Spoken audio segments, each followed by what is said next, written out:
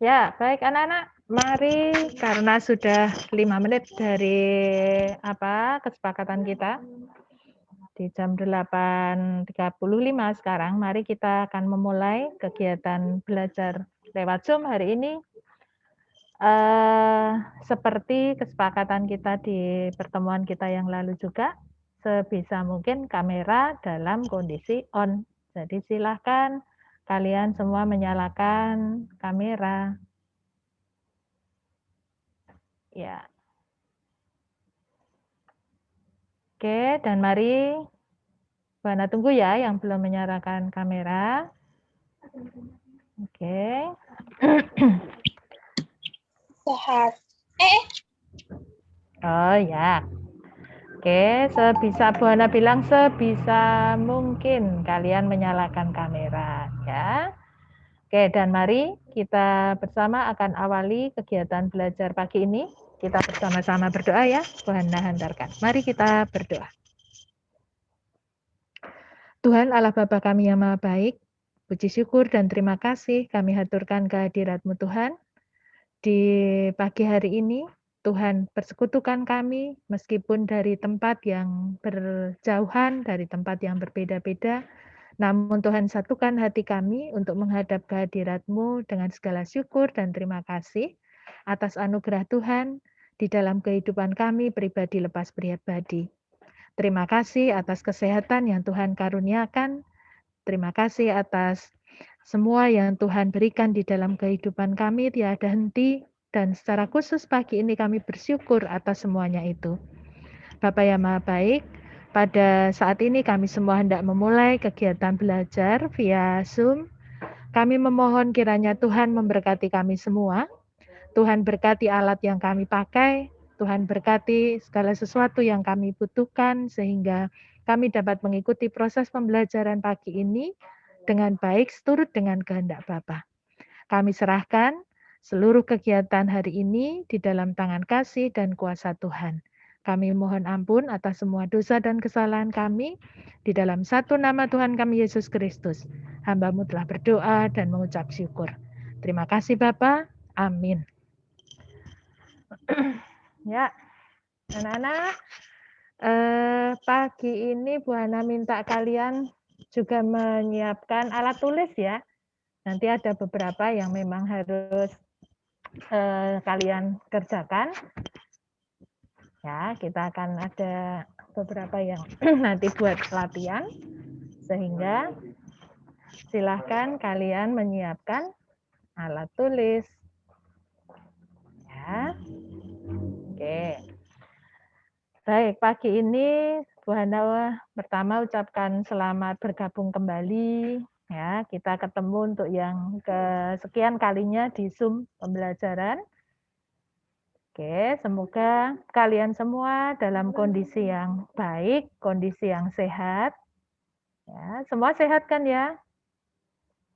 Semua sehat. Oke, puji Tuhan ya, berkat Tuhan semuanya sehat. Kemudian ada berita gembira juga buat kita semua bahwa kondisi di Klaten sekarang sudah semakin membaik. Ya, tetapi ingat kalian tetap harus hati-hati, tetap harus waspada, ya, tetap prokes, jaga kesehatan kalian, ya, kendalikan diri dulu supaya ini bisa kita lalui dengan baik gitu ya. Dan tentu kita berharap bahwa nantinya kita akan bisa ketemu di pertemuan secara tatap muka, kita ketemu di sekolah, begitu. Kalian kepingin nggak untuk kita ketemu di sekolah? Kepingin nggak? Seneng nggak kalau kalian nanti bisa ketemu teman-teman, ketemu dengan Bapak Ibu guru di sekolah, seneng tidak? Oh, Jojo malah seneng neng omah. Ya, oke. Bu Hana dan Bapak Ibu guru yang lain itu pengen kok ketemu dengan kalian, ya. Dan semoga ini nanti akan segera terrealisir meskipun mungkin masih secara bertahap, masih secara terbatas gitu ya.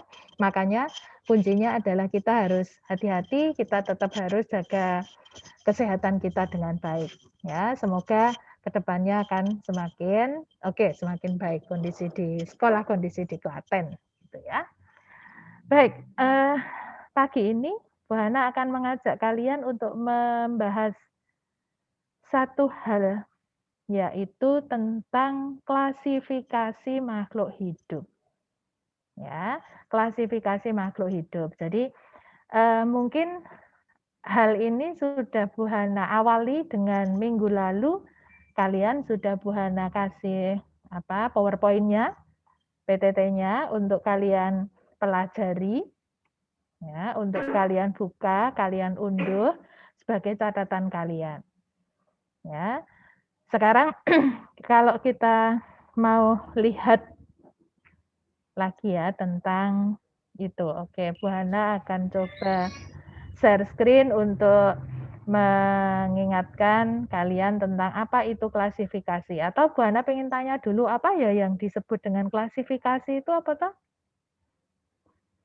Ada yang tahu tidak? Pengelompokan makhluk hidup. Pengelompokan makhluk hidup, pintar. Siapa ini tadi yang menjawab ya? Bu Hana kok nggak melihat ya? Siapa yang menjawab? Bu Aileen. Oke, Aileen ya. Pengelompokan makhluk hidup, ya pintar. Jadi yang namanya klasifikasi, proses klasifikasi itu adalah proses pengelompokan. Oke, Bu Hana coba share screen ya. Bentar.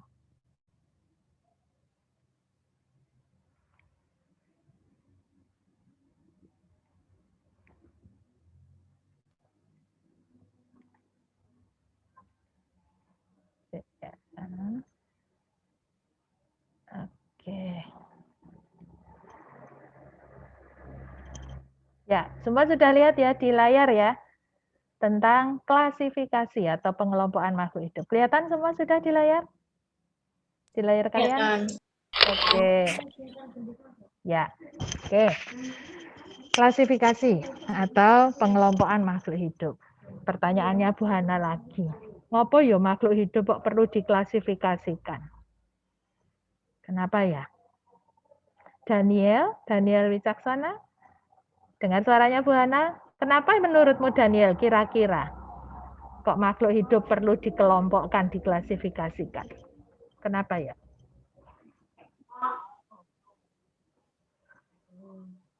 Jawab aja menurutmu kenapa? Kenapa? Banyak tidak atau makhluk hidup di sekitar kita itu banyak enggak Daniel? Banyak Bu. Banyak. Kalau Bu Hana minta sebutkan 10 begitu di sekitarmu gitu, kamu mudah apa susah menyebutnya? Mudah Bu. Mudah. Nah, kenapa ya kok jadi mudah menyebutnya ya? Karena banyak. Diulang Daniel, kenapa? Karena apa? Karena banyak sekali. Karena banyak sekali ya. Makanya, oke. Tadi Bu Hana kan bertanya, kenapa kok perlu diklasifikasikan? Kenapa perlu digolongkan? Kemudian Bu Hana tanya ke Daniel tadi bahwa kenapa kalau hal itu kenapa dilakukan? Kemudian kamu tak minta untuk menyebutkan 10 dengan mudah, kamu pun bisa. Nah, itulah sebetulnya mengapa kok jadi perlu dikelompokkan supaya kita mudah menyebut makhluk hidup di sekitar kita. Jadi secara tidak langsung Daniel sudah menjawab pertanyaan tadi, ya kan? Supaya kita mudah mengenalinya. Itu salah satu tujuan klasifikasi atau pengelompokan makhluk hidup. Karena kalau tidak dikelompokkan, angel no kita menyebut makhluk hidup di sekitar kita. Ya kan? Logikanya seperti itu kan? Jadi salah satu tujuan dasar untuk klasifikasi atau pengelompokan makhluk hidup itu adalah supaya manusia kita itu mudah untuk mengenalinya. Nah, hanya saja pengelompokan ini kan kemudian beda-beda. berdasar apanya beda-beda. Contoh, Bu Hana contohkan. Ini yang hal baru yang kamu harus tahu loh ya, karena di SD kamu mungkin belum mendapat istilah ini. Jadi ada dua golongan, ada dua kelompok makhluk hidup. Ya, dan dasarnya itu adalah kemampuannya membuat makanan. Ada istilah namanya organisme autotrof. Ya kan? Ada namanya organisme heterotrof. Jadi ada dua istilah itu. Ya. Ada autotrof, ada heterotrof. Autotrof itu adalah organisme yang mampu membuat makanan sendiri melalui proses fotosintesis. Itu autotrof. Auto kan, auto itu dari kata otomatis, bisa bekerja sendiri secara otomatis gitu ya. Nah, makanya sama di IPA pun juga autotrof itu artinya organisme yang mampu membuat makanan sendiri. Kebalikannya, heterotrof tidak mampu membuat makanan sendiri. Kira-kira sekarang kalau Bu Hana tanya ke Laura, kalau manusia, kita. Laura mendengar suaranya Bu Hana ya? Laura, halo. Kok hilang? Oke, kalau gitu nanti ya. Satria mendengar suaranya Bu Hana? Dengar, Bu. Oke, sip. Satria ya. Pertanyaannya Bu Hana, Satria. Kalau kita, manusia, itu masuknya heterotrof atau autotrof ya Satria ya? Autotrof, Bu. Autotrof, definisinya apa itu autotrof? Artinya tadi Bu Hana sampaikan apa? Mampu membuat makanan sendiri melalui proses fotosintesis. Melalui fotosintesis. Manusia bisa berfotosintesis? Heterotrof, Bu. Ya, jadinya diperhatikan begitu ya. Jadi artinya bahwa membuat makanan sendiri itu beda dengan masak loh ya. Tidak diartikan memasak makanan dari bahan mentah jadi matang loh ya, bukan itu. Tetapi mengubah bahan anorganik menjadi organik. Ya, yang melalui proses fotosintesis, dan itu satu-satunya organisme yang mampu melakukan itu hanya apa? Siapa yang tahu? Autotrof itu satu-satunya yang bisa berfotosintesis itu siapa? Tumbuhan. Tumbuhan pun juga no embel-embele loh, ramung tumbuhan tok loh. Tapi tumbuhan yang memiliki apa? Yang bisa berfotosintesis itu harus tumbuhan yang memiliki zat hijau daun. Harus tumbuhan yang berwarna hijau yang mampu melakukan fotosintesis. Paham nggih? Paham ya? Tahu ya? Nah, artinya berarti kalau manusia itu masuknya autotrof apa heterotrof? Heterotrof, Bu. Ya, heterotrof. Satria juga paham ya tadi ya, berarti jawabannya harusnya adalah heterotrof. Nah, jadi organik kita itu termasuk organisme yang tidak mampu membuat makanan sendiri. Kita sangat tergantung dengan organisme yang lain.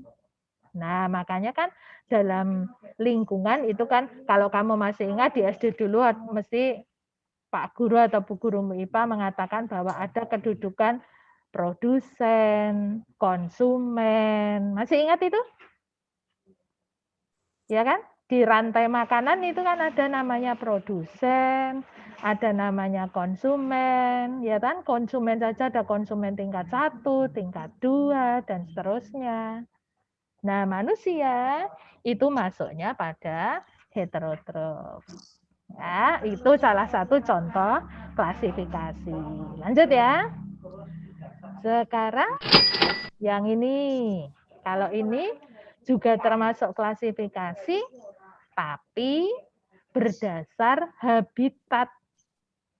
Habitat itu apa ya? Tahu enggak? Sandi mendengar suaranya Bu Hana? Dengar, Bu. Iya, habitat itu apa ya, Dek ya? Habitat itu apa ya? Berdasar habitatnya tumbuhan digolongkan hidrofit, higrofit, xerofit. Habitat itu apa tuh? Menurutmu apa, Sandi? Tempat tinggalnya, Bu. Betul, pinter. Ya, tempat tinggal, tempat hidup. Nah, itu yang dinamakan dengan habitat. Ya, jadi betul. Tumbuhan itu bisa digolongkan berdasarkan habitatnya, berdasarkan tempat tinggalnya, tempat hidupnya. Ya, ada yang hidupnya di perairan, ada yang hidupnya di daerah lembab, ada yang hidup di daerah kering. Ya, yang di daerah perairan disebut hidrofit. Yang di daerah lembab itu higrofit. Beda loh ya, D dan G. Ya kan? Kemudian yang hidup di daerah kering itu xerofit. Nah, itu istilah-istilah IPA yang harus kamu tahu. Oke, Bu Ana lanjutkan. Ada lagi penggolongan ini yang paling gampang ini. Ya kan, semua tahu ya? Semua tahu kan? Ada penggolongan hewan berdasarkan jenis makanannya. Ya kan? Ada yang namanya herbivora, karnivora, omnivora. Tahu artinya? Ata mendengar suaranya Bu Hana? Ya, Bu. Oke, kamu tahu artinya herbivora? Pemakan tumbuhan. Ya, pinter, pemakan tumbuhan, betul. Kemudian Bu Hana pengen dengar suaranya Angel. Angel dengar suaranya Bu Hana. Ya, Bu. Oke, karnivora tahu deh apa artinya?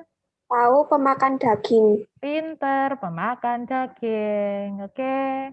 Terus Bu Hana pengen dengar suaranya siapa lagi nih ya?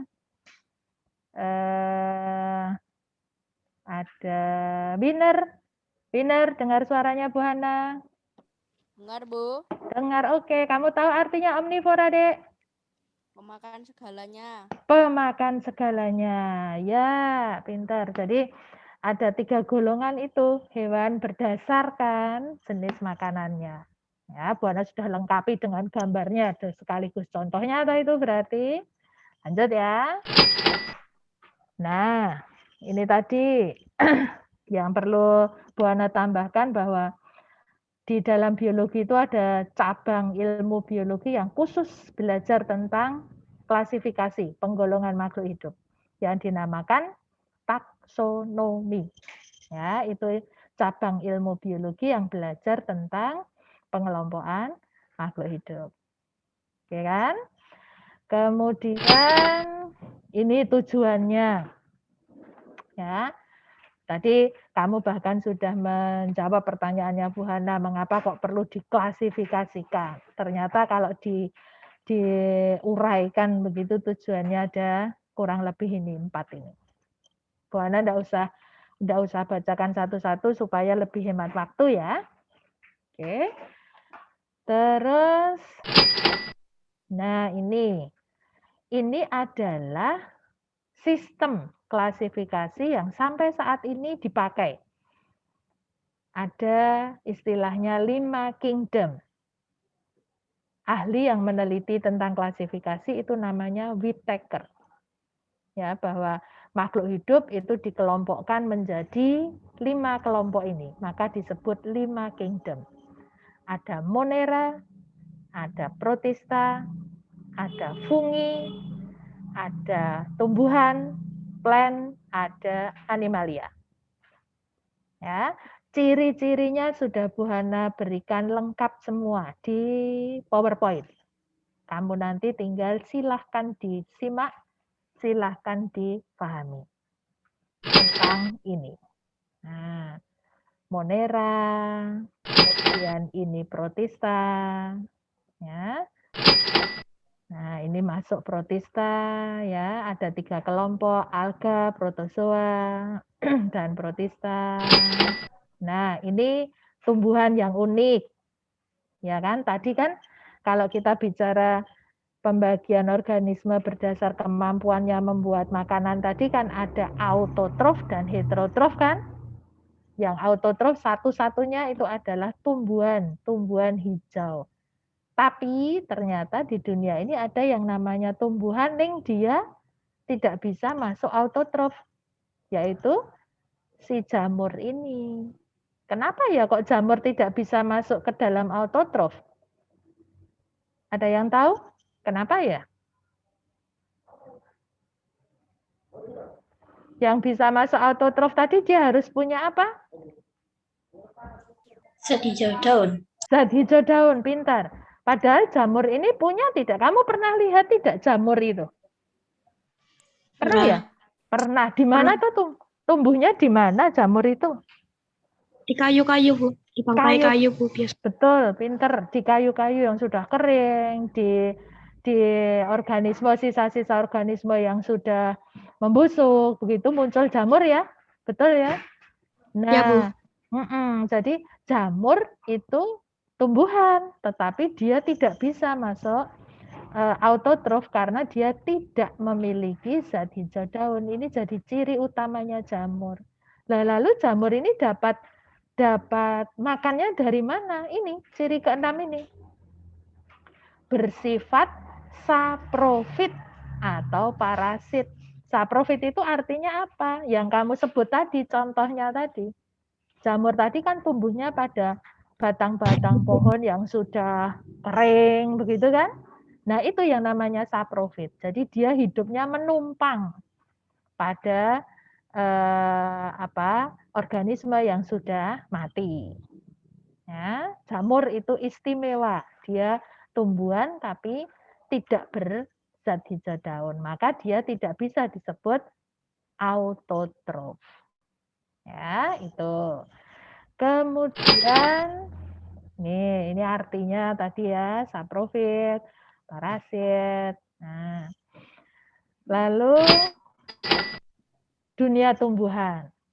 Dunia tumbuhan itu dalam klasifikasi ada tumbuhan lumut, tumbuhan paku-pakuan, tumbuhan berbiji. Kamu perhatikan ini, tumbuhan lumut. Nih gambarnya. Semua pernah lihat lumut ya? Pernah, Bu. Ya, biasanya munculnya di mana lumut itu? Muncul sendiri, Bu, di air. Iya, di daerah betul di tempat-tempat yang lembab, biasanya di dekat-dekat sumur. Ya, sekarang enggak ada sumur ya di sekitar kalian, biasanya ya di lantai kamar mandi yang lama tidak dibersihkan. Ya kan? Di batu-batu yang kena hujan. Nah, itu muncullah lumut. Ya.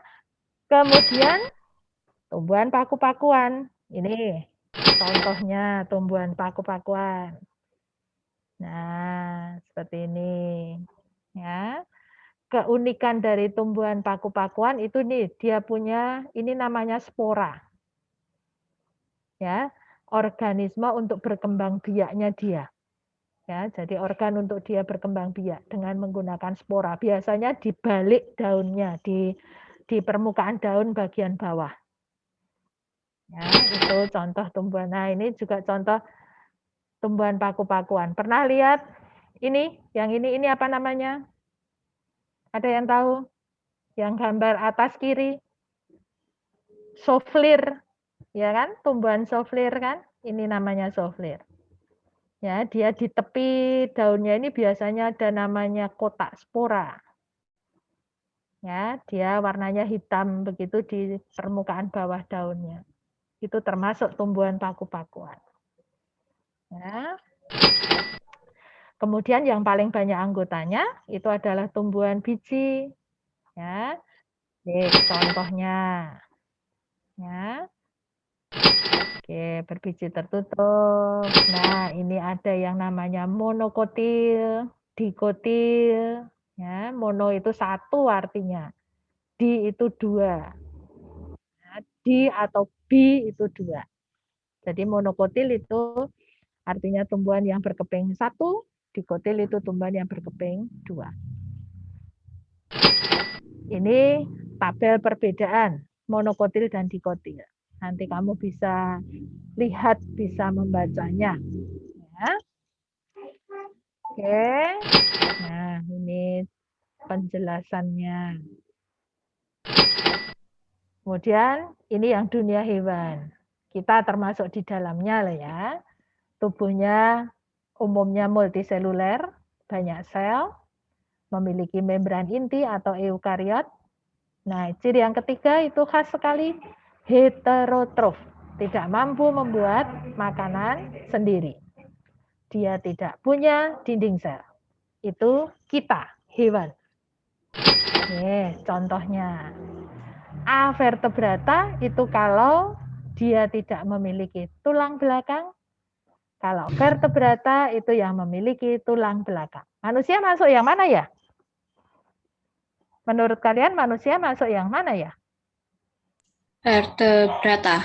Vertebrata, pintar. Kita punya tulang belakang. Silahkan raba tulang belakangmu masing-masing. Nah, itu ciri dari vertebrata. Ya. Tulang belakangnya jangan-jangan karena lama di rumah kakean rebahan, ketutup lemak semua, hilang, susah merabanya. Itu tulang belakang kalian. Jadi kita masuk dalam golongan vertebrata. Oke. Ini penjelasannya. Ya, nanti silahkan kamu lihat sendiri. Nah, ini ubur-ubur. Masuk vertebrata. Ini kelompok hewan cacing. Ya, bagus-bagus ya. Kemudian, nah ini kelompok hewan yang biasanya merugikan kita manusia karena dia bersifat parasit. Ada cacing tambang, ada cacing perut, ada cacing kremi. Kalau seorang anak dikatakan sakit cacingan itu, nah itu karena di perutnya terdapat cacing perut ini. Ya, kalau yang ini Ascaris lumbricoides itu cacing yang sahabatnya petani, cacing tanah. Ya, dia membuat rongga di tanah yang menyebabkan tanahnya jadi subur. Jadi hewan termasuk cacing itu ya ada yang berfungsi merugikan, ada yang menguntungkan bagi kita. Oke. Kemudian lanjut, ini moluska, hewan bertubuh lunak. Nah, ini. Nah, golongan-golongan hewan ini. Nah, sekarang kita perhatikan kita masuknya di sini. Nah, kita langsung lihat ringkasannya saja. Nah, ada vertebrata tadi, ada golongan Pisces. Pisces ada yang tahu? Apa kata lainnya Pisces? Ikan. Ada yang kalau di zodiak itu kan ada yang zodiaknya Pisces. Nah, itu artinya ikan. Kemudian amfibi, kalau amfibi apa? Amfibi ada yang tahu apa? Hewan yang hidup di 2 tempat. Ya, apa kata lainnya amfibi? Christian Adi Pratama, tahukah kata lainnya amfibi apa?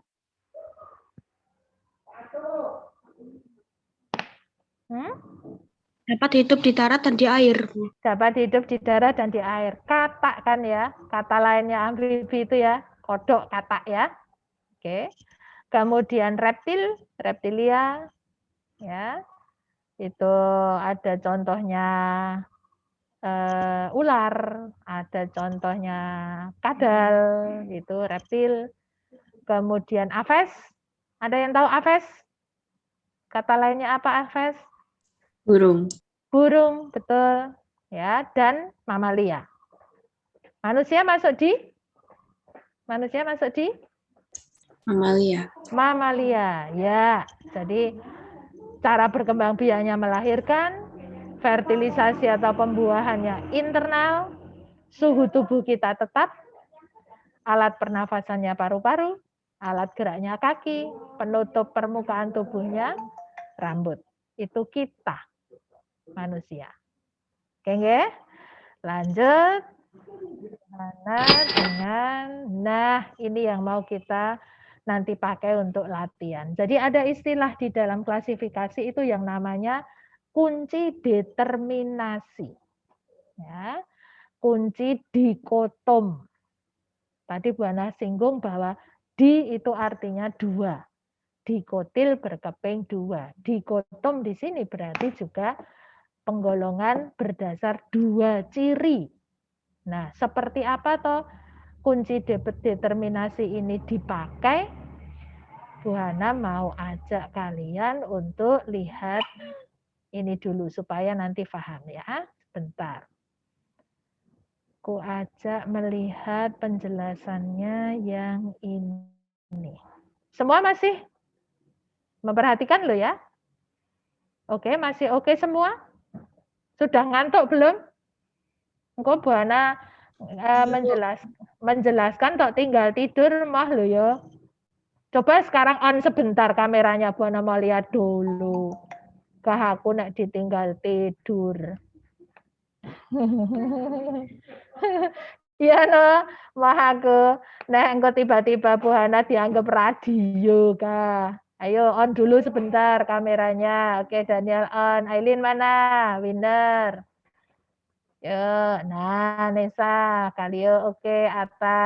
Wah, ganteng-ganteng, cantik-cantik muridnya Bu Hana itu meskipun baru lihat di kamera. Belva, terima kasih. Sudah ini. Angel, Noel, mana kameranya belum nyala? Sebentar aja, coba. Oke. Ya. Nah, makasih. Sekarang perhatikan ya, Bu Hana mau share screen tentang tadi yang dimaksud dengan kunci dikotom. Yuk kita simak bareng-bareng apa yang dijelaskan di sini.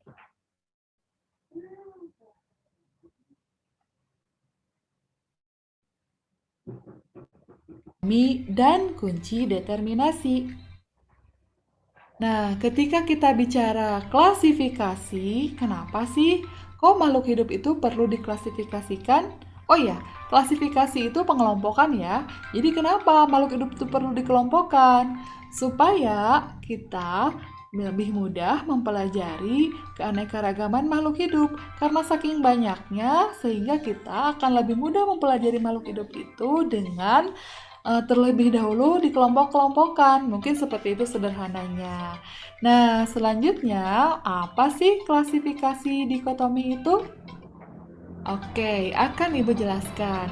Klasifikasi tadi sudah diungkapkan adalah pengelompokan, sedangkan dikotomi itu dua cabang.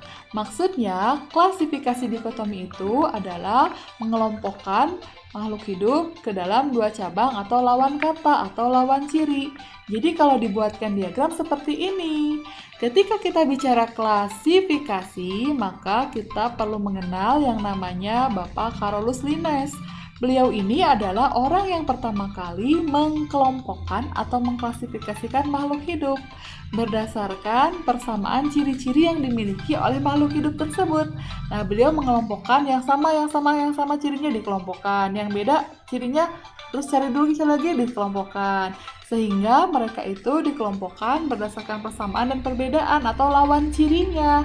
Dan saking banyaknya makhluk hidup itu, maka membentuk tingkatan-tingkatan takson. Apa tadi? Nah, di sini kita sudah mengetahui ya bahwa urutan atau tingkatan takson ini ada dimulai dari yang tertinggi yaitu regnum atau kingdom atau dunia. Di bawahnya ada divisio untuk tumbuhan dan bilum untuk hewan.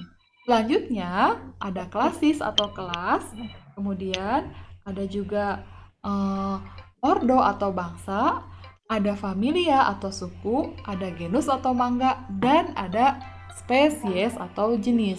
Semakin ke bawah, semakin rendah tingkat taksonnya, maka perbedaannya akan semakin dikit, tapi akan semakin banyak sekali persamaannya. Nah, seperti itu ya. Selanjutnya, para ahli dahulu itu mengelompokkan itu berdasarkan apa? Kalau tumbuhan, berdasarkan yang pertama yang dilihat adalah organ perkembangbiakannya. Apakah tumbuhan itu berkembang biak dengan spora ataukah dengan bunga? Nah, selanjutnya yang dilihat adalah habitus. Apakah bentuknya pohon, apakah perdu, atau semak? Nah, selain itu juga bentuk dan ukuran daun, plus cara berkembang biak. Maksudnya cara berkembang biak itu apakah si tumbuhan itu berkembang biak dengan generatif, ataukah dengan vegetatif, atau justru bisa dengan dua-duanya. Itu yang menjadi dasar pengelompokan tumbuhan. Bagaimana dengan hewan? Hewan juga sama ya, ada dasar-dasarnya. Yang pertama yang dilihat adalah saluran pencernaan makanan. Apakah sempurna atau lengkap atau kompleks atau kebalikannya, apakah sederhana? Nah, selain itu juga dilihat atau dibedakan berdasarkan kerangka atau skeleton. Apakah dia memiliki rangka dalam atau tulang, atau justru tidak memiliki, atau yang kita sebut dengan rangka luar atau exoskeleton. Baru dilihat alat geraknya atau anggota geraknya. Apakah alat geraknya kaki? Kalau kaki misalkan ada berapa? Ada satu. Ada dua, apakah ada 4, dan seterusnya. Itu yang menjadi dasar pengelompokan para ahli biologi terdahulu. Nah, Ibu rasa cukup ya penjelasan mengenai apa itu klasifikasi dikotom. Selanjutnya, yang dimaksud dengan kunci determinasi itu apa, Bu? Oke, kita langsung saja ketika membahas kunci berarti cara atau langkah ya. Determinasi itu mendeteksi atau mengidentifikasi. Jadi, ketika kita membahas kunci determinasi, maka langsung di pikiran kita adalah bagaimana cara untuk mengidentifikasi atau mengenali organisme ya dengan mengurutkan ciri-cirinya. Jadi ketika kita membahas kunci determinasi berarti isinya itu tentang keterangan ciri-ciri makhluk hidup. Semakin atas semakin banyak perbedaannya, tapi semakin bawah semakin mirip persamaannya. Untuk simpelnya, ketika kita membuat kunci determinasi itu harus dikotom atau lawan kata. Misalkan berspora dengan tidak berspora, atau berkambium dengan tidak berkambium, dan seterusnya. Pokoknya diingat ya, ada kata tidak di salah satu dikotomnya, atau bukan bisa juga. Oke, biar nggak pusing, kita langsung saja ya, coba ya contoh soalnya. Adik-adik lihat yang Ibu tampilkan di atas ada gambar buaya. Coba sebutkan ciri-ciri dari buaya, apa saja? Iya betul, alat geraknya kaki. Iya betul, ada 4 kakinya. Apalagi? Betul, bernapas dengan paru-paru. Apalagi? Oke, kulitnya bersisik. Itu semua adalah ciri-ciri dari buaya. Sekarang kita akan mencari kunci determinasi kelas ya. Apakah buaya ini termasuk kelas apa? Jangan dulu jawab bagi yang sudah tahu ya, termasuk kelas apa. Ayo, kita kasih kesempatan bagi yang belum tahu buaya itu termasuk kelas apa dengan Ibu tunjukkan di sini ada kunci determinasi. Oke, lihat. Kita lihat nomor 1. Ya. Nomor 1 itu ada 1A dan 1B. Semua nomor sebenarnya ada 1A dan B, A dan B. Ini menunjukkan bahwa pengelompokannya secara dikotom. Ada lawannya. Oke, kita akan mengidentifikasi apakah buaya ini termasuk 1A atau 1B. Kita lihat dulu ya.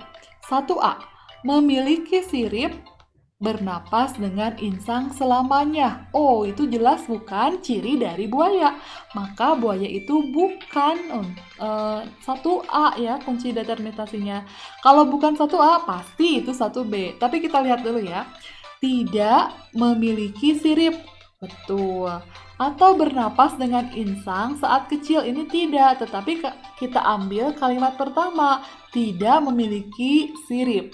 Berarti si buaya ini kita pilih 1B kunci determinasinya. Apakah sudah selesai? Kita lihat di ujung 1B. Di sini masih katanya berlanjut ke nomor 2. Kita lanjut ke sini ya. 2A. Apakah kulit buaya itu halus dan lembab? No. Tidak ya, berarti otomatis kedua B. Kulitnya ditutupi sisik. Oke, sudah jelas ya, rambut atau bulu itu tidak. Tapi ketika ada kata kulit ditutupi sisik, berarti yes. Itu salah satu ciri buaya. Oke, sudah 1B, 2B. Kita lihat ujung 2B. Katanya lanjut ke nomor 3. Di sini nomor 3. 3A, kulit ditutupi sisik. Betul ya?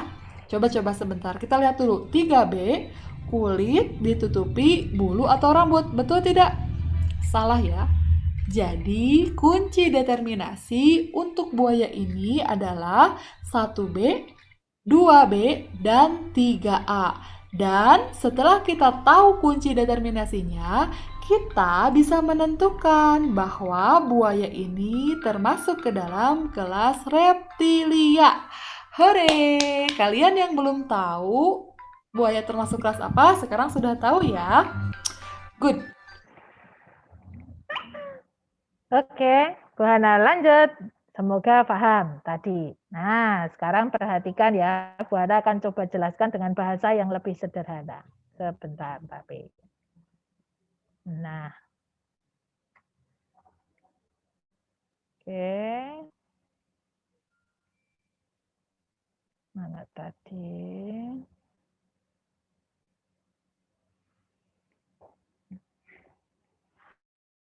Nah, ini semua sudah lihat di layar?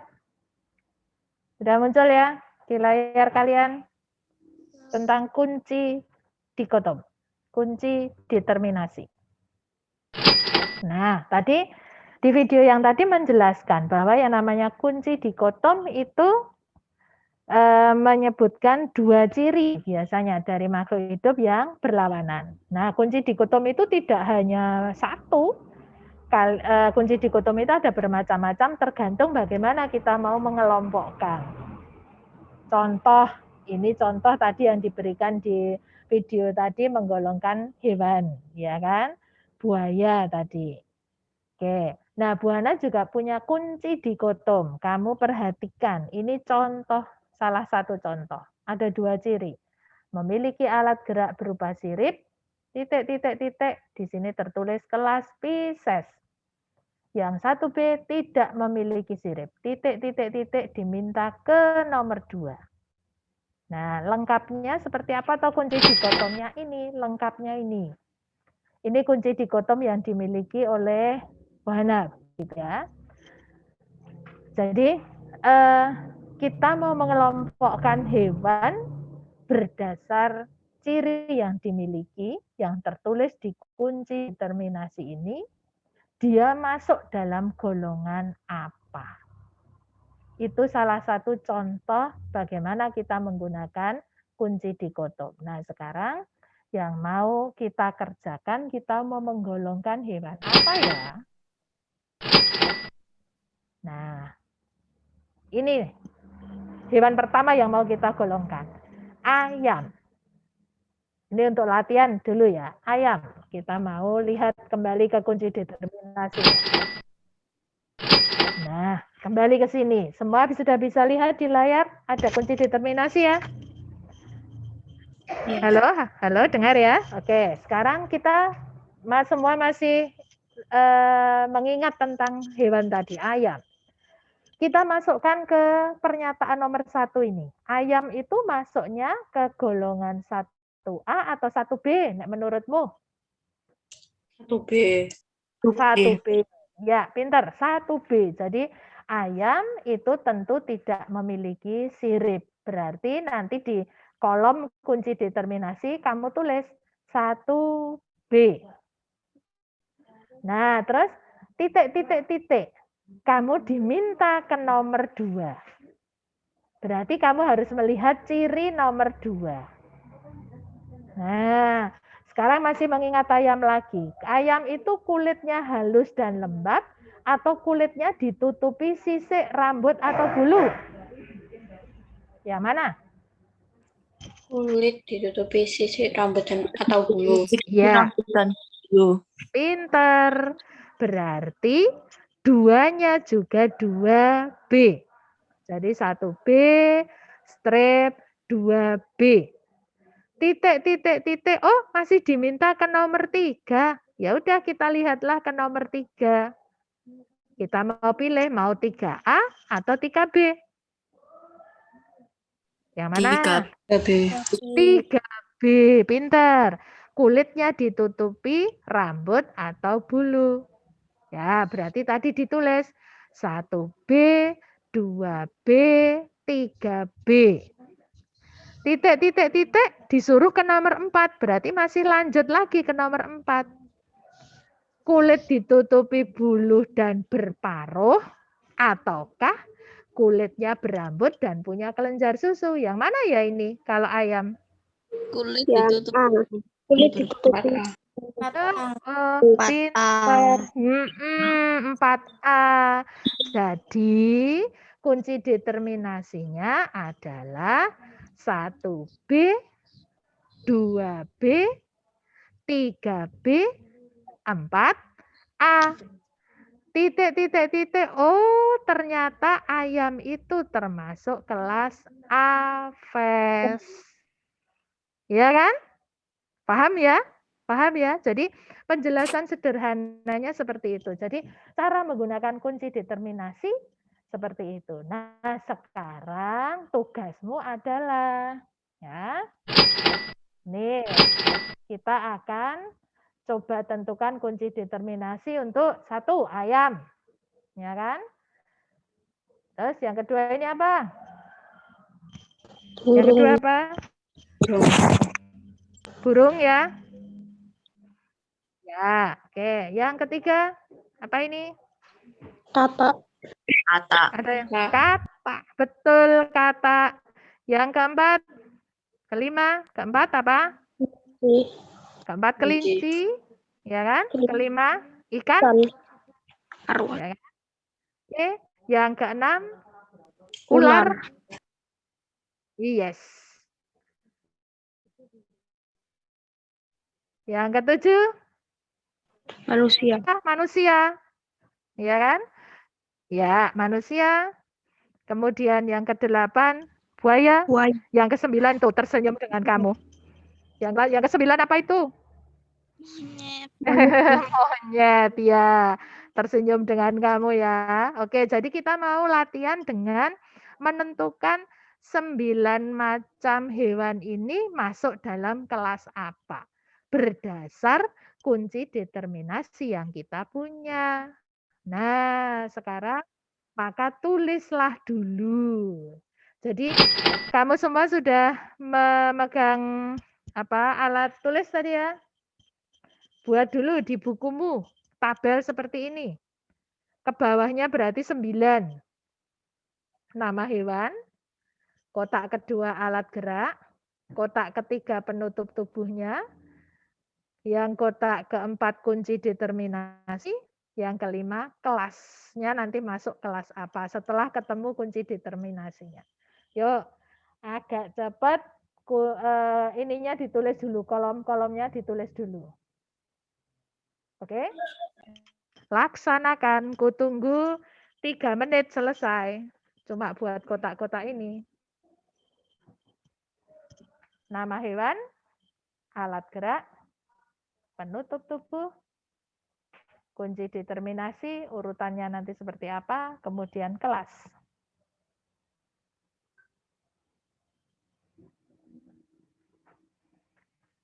Semua paham dulu tugasnya ngapain ini? Membuat tabel. Oke, siap. Segera laksanakan.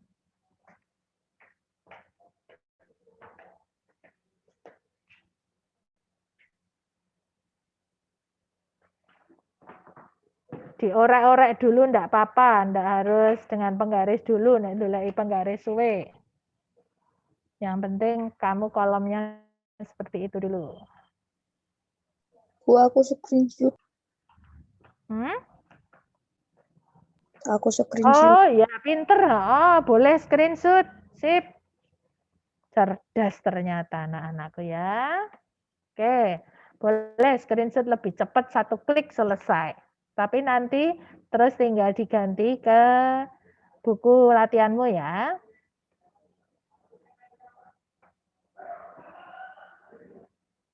Sorry. Semua sudah selesai? Belum, Bu. Belum. Oh ya. Kamu nggak mau mencontoh temanmu itu ada yang screenshot?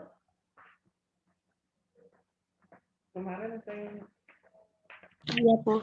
Ya.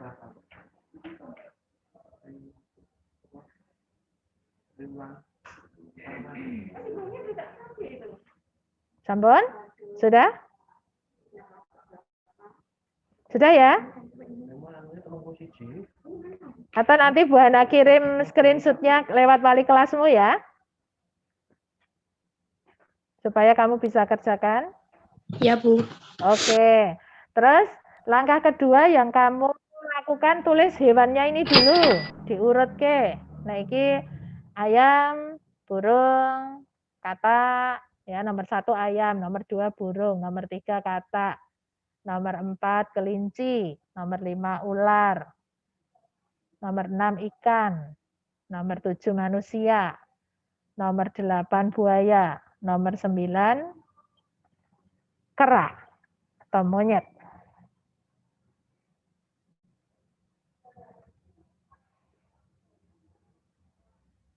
Ini nanti atau boleh juga aku kirim screenshot juga.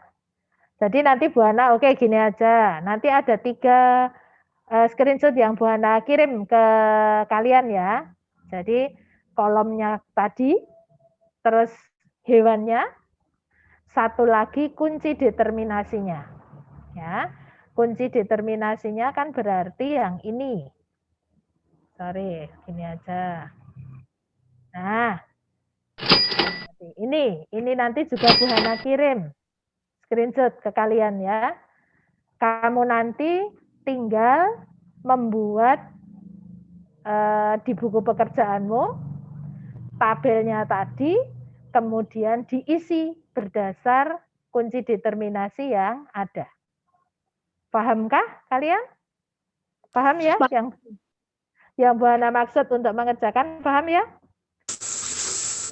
Ada yang mau bertanya dulu untuk tugasnya kali ini? Tidak, Bu. Tidak, jelas? Oke. Nah, Kirim di mana itu, Bu? nanti saya kirim via WA ya. Saya kirim via WA lewat wali Ini kelas tugasnya, kalian. Bu. Oh, Tugasnya nanti kalau dikirim. sudah selesai.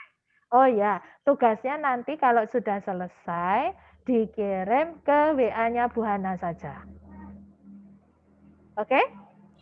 Iya, Bu. Ya, oke. Jadi nanti dikerjakan dulu, terus nanti Bu Hana, kamu semua tahu nomornya Bu Hana kan? Nanti dikirim saja ke WA-nya Bu Hana. Oke? Ya.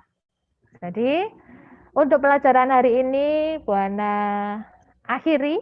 Kita sudah banyak belajar tentang klasifikasi sampai dengan latihan bagaimana menggunakan kunci determinasi. Masih ada waktu kurang lebih 3 menit. Adakah di antara kalian yang mau bertanya tentang materi hari ini? Adakah yang mau bertanya? Jelas semua? Beri tanda. Oke, beri tanda jempol dong di kamera kalian kalau kalian jelas. Oke. Nah, yuk beri tanda jempol supaya Bu Hana paham. Oh, sudah jelas. Eca sudah mengirimkan jempolnya. Atta, Angel, oke. Noel, Pascalis, ya, Yobela. Terima kasih atas jempolnya. Semoga paham. Kemudian tugas yang harus dikerjakan juga paham?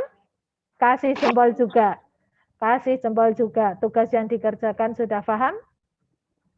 David sudah kirimkan jempolnya. Nesa, oke. Octavian, oke. Bella juga. Satria. Kalio, oke. Ya. Oke, Bu Hana tunggu kiriman tugas kalian. Terus nanti juga silahkan kalian tetap buka Google Classroom untuk mengisi presensi kehadiran di Zoom kali ini. Ya, nanti kurang lebih jam 10 Bu Hana akan kirimkan presensi di Google Classroom. Silahkan diisi untuk kehadiranmu di dalam Zoom pembelajaran kali ini. Paham? Jempol juga kalau paham. Jam 10 nanti Bu Hana kirimkan. Sip. Nesa, oke, semua paham ya? Jangan lupa loh mengisi presensi, nanti kamu dianggap tidak hadir loh di Zoom pelajaran. Oke, ya. Nah, mari sekarang kita akan mengakhiri kegiatan belajar saat ini. Nanti Bu Hana akan kirimkan screenshot itu mungkin di Google Classroom juga nanti aku kirim screenshotnya tadi kunci determinasi juga nanti via WA wali kelas juga saya kirim. Jadi silahkan nanti kamu bisa buka dari Google Classroom, dari WA wali kelas. Baik, kita akan mengakhiri kegiatan belajar saat ini. Bu Hana minta Yunika, Hot Marina untuk menutup dalam doa. Bisa ya Yunika ya? Yunika dengar suaranya Bu Hana? Halo Yunika. Wah, jangan-jangan ditinggal lagi nih Bu Hana. Oke. Yunika, halo. Tidak ada. Aduh, piye iki? Kemudian sapa meneh iki ya? Oke, kalau begitu Bu Hana minta tolong Peter. Peter dengar suaranya Bu Hana? Yuk, silakan tutup di dalam doa. Dengar, Bu. Oke, silakan kamu tutup di dalam doa, Peter. Ya. Ya. Mari teman-teman kita berdoa. Tuhan Yesus, hari ini kami selesai mengikuti Zoom. Kiranya Engkau berkati agar nanti kami dapat mengerjakan tugas-tugas dari guru yang telah diberikan dengan baik. Kiranya juga memberkati Bu. Siapa pun namanya? Lupa saya. Bu Hana. Bu Hana. Terima kasih Tuhan Yesus. Haleluya, amin. Amin. Aduh, Peter win dan uang berdoa kok nganggo jembelit. Oke. Terima kasih ya Peter telah berdoa untuk kita bersama. Kemudian sampai ketemu nanti di pertemuan berikutnya. Semoga kita bisa ketemu dalam tatap muka secara langsung ataupun nanti via Zoom. Sehat selalu buat kalian dan salam dari kami semua, Bapak Ibu Guru di SMP Krista Gracia buat kalian. Salam sehat, salam semangat. Sampai jumpa, silahkan kamu live ya. Terima kasih, Bu. Sama-sama, ya. Terima kasih juga.